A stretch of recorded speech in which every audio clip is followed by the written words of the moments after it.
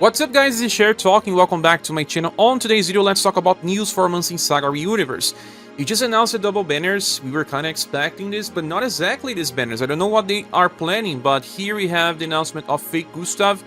He's a support great sword user that can decrease damage taken by a good amount. And there's Genie and Gustave as well. We'll be talking about them in this video, but we also got the announcement of a new SaGa Soul banner that is different from JP. They are changing two banners into one. There is Ruby, Victor, Silence, Null's daughter, Natalie, and Saul. Those characters may have some interesting gimmicks, and I'll be discussing them on a different video. They also announced this new event that has the HP cap on 2730, and that is the same one as the current Conquest. You can see it here, exactly the same. So Conquest may still be better for farming status if you have boosters. There's also some testaments of Might Rank 5, also promotion items, and we'll have to see this later.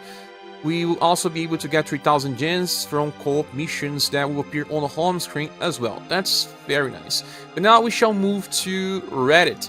We have here a post by Audi Normal. There is also another post by Hands43. As always, thank you both for doing this amazing job.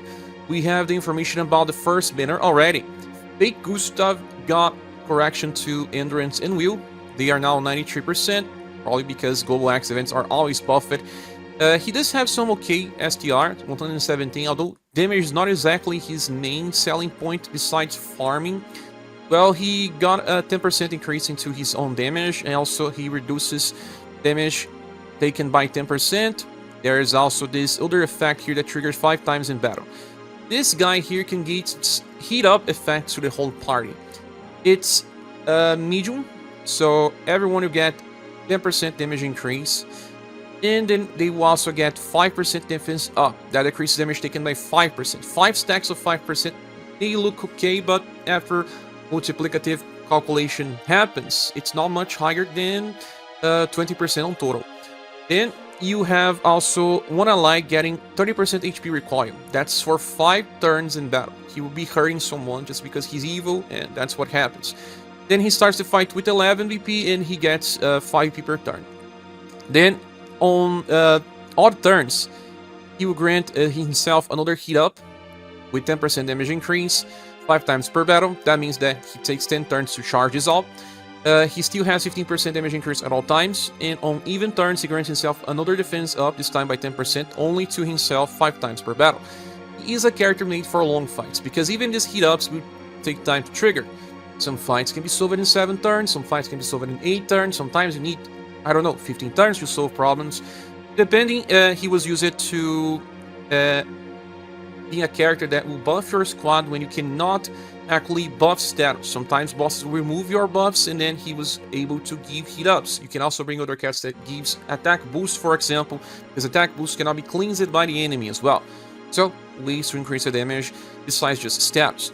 Skill number 1 is a 2BP slash and shadow attack that is critical to undead and has a chance to decrease the enemy agility and intelligence by 15% when attack lands. This is very useful for when you are fighting versus mage enemies, because those two are used for accuracy.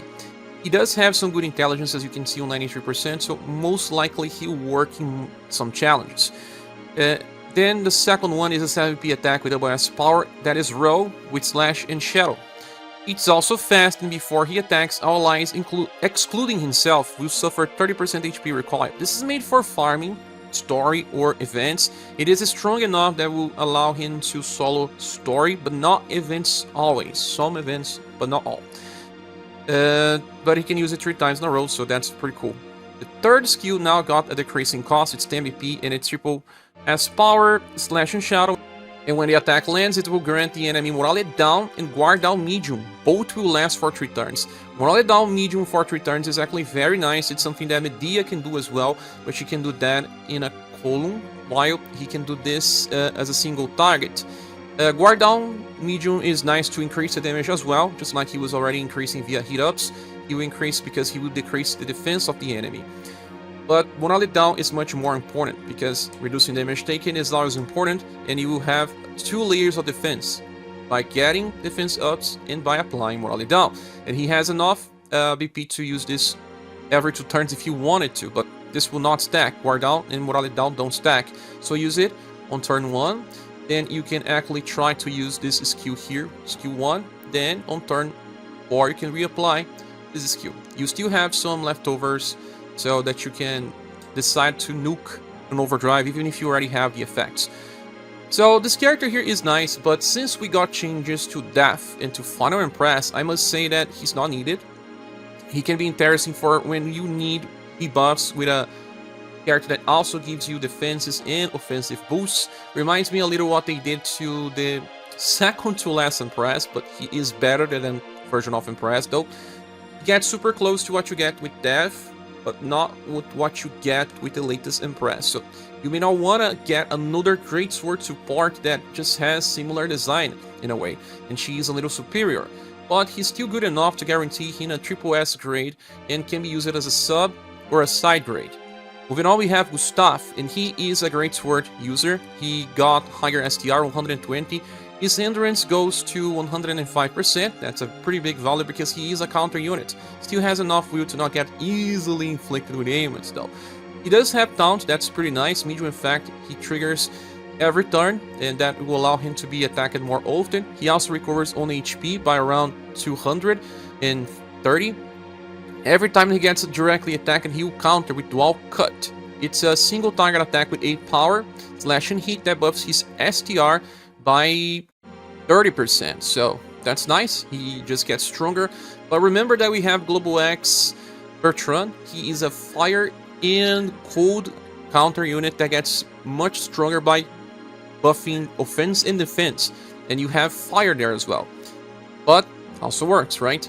Then the second one, when the battle begins, he starts with 12. When attack lands, he gets 1 BP. That means that even when he counters, he's gonna charge BP. That can be useful for something that he can do with his skill number 3.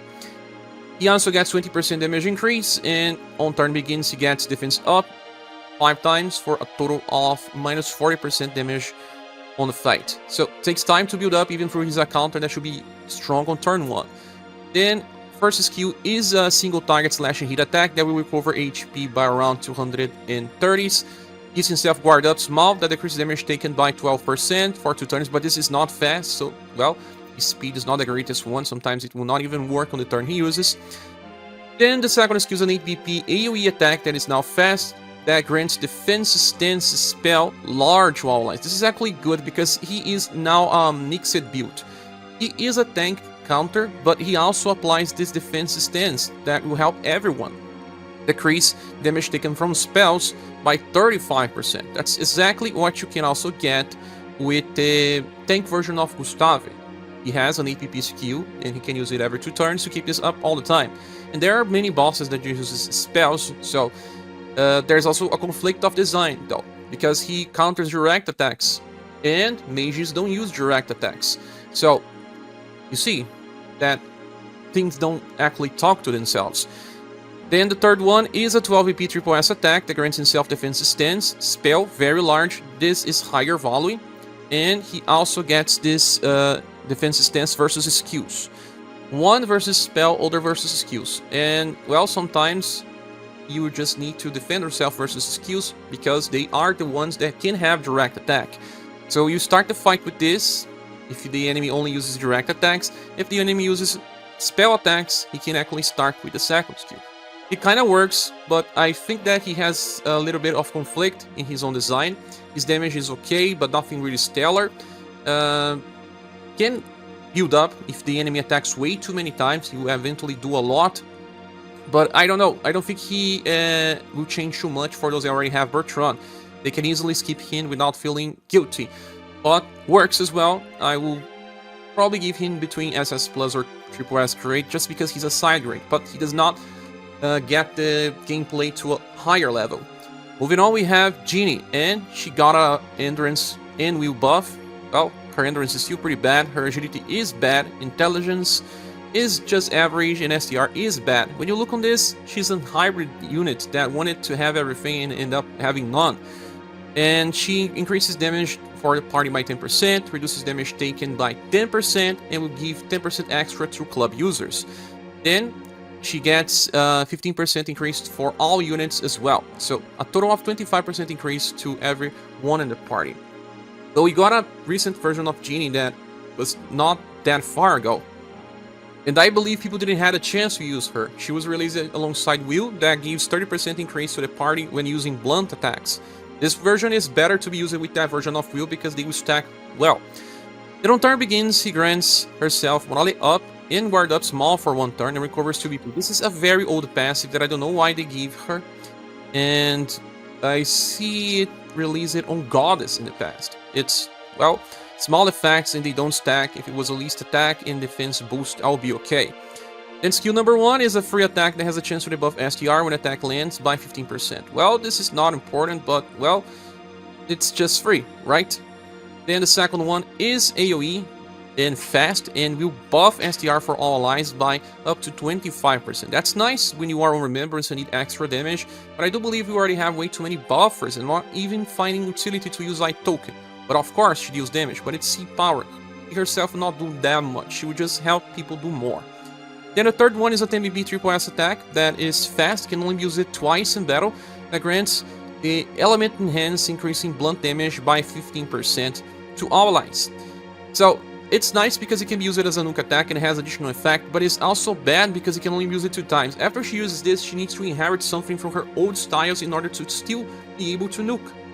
So a pretty limited design that, well, just works for Remembrance, but no one will ever use this character outside of Remembrance, and does not even have a very good intelligence debuff or something that is more important, just this free STR debuff. So yeah, pretty strange version of Genie that I don't really like. The last one also so far, and she'll probably get more, but very easy to skip. You'll get an SS crate only, in my opinion. So this banner actually does not offer much, especially with Impress available right now. She breaks fake Gustave because she can give you defenses, but she can also give you evasion and heal and buff status. It's a much better character for the future. Although fake Gustave can use it together for some scenarios, but if you already collected death, well, I don't think you actually need to go for fake Gustave as well. You don't need to change all the characters all the time. And this banner will probably receive just a bronze award because of that. Well, even if some of these characters work, they are not increasing the player level too much. And I'll probably give this banner a bronze or bronze plus award. I'm not fully decided yet, but please say here in the comment sections what you think. And I will probably skip this banner as well, but that's my opinion so far. What do you think about this all? I want to hear your opinions. Thank you so much for watching. Please subscribe if you haven't, and I see you later on the next video or live stream. Bye.